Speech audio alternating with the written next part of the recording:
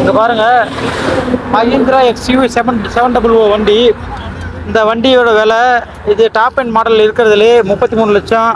ஆனால் இந்த ஸ்டெப்னி பாருங்கள் எப்படி இருக்குதுன்னு. இந்த ஸ்டெப்னியில் 80 km/h மேலே வந்து பார்த்தீங்கன்னா போகக்கூடாதுன்னு போட்டிருக்கான்.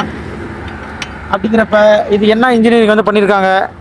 வேலுசாமி இதை கொஞ்சம் பார்த்து சரி பண்ணால் கொஞ்சம் கரெக்டாக இருக்கும்.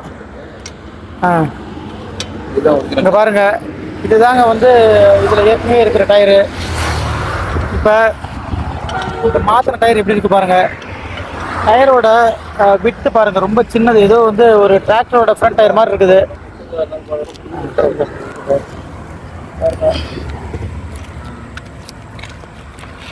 நான் வந்து வெளியில் ஜாமான் வாங்கிட்டு இருக்கேன். முடிஞ்சா நீங்கள் ஏதாவது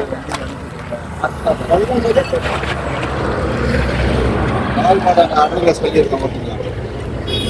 இதுக்கு 33 லட்சம் போட்டு இந்த காரை வாங்குறதுக்கு இதில் ஒரு ஸ்டெப்னி வந்து அதே சைஸில் உள்ள ஸ்டெப்னி கொடுக்கலன்னா என்ன பண்ணுறது. 80 km மேலே வந்து போகாதீங்கன்னு சொல்லிட்டு இதிலே கிளியராக போட்டிருக்காங்க பாருங்கள். 80 km மேலே போகாதீங்கன்னு.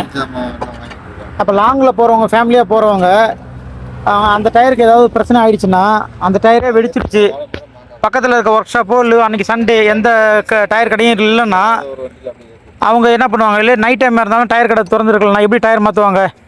இந்த ஸ்டெப்னி டயர் வச்சுக்கிட்டே அவங்க 80 km ஸ்பீட்லேயே ஓட்டிகிட்டே வருவாங்களா? வர முடியுமா?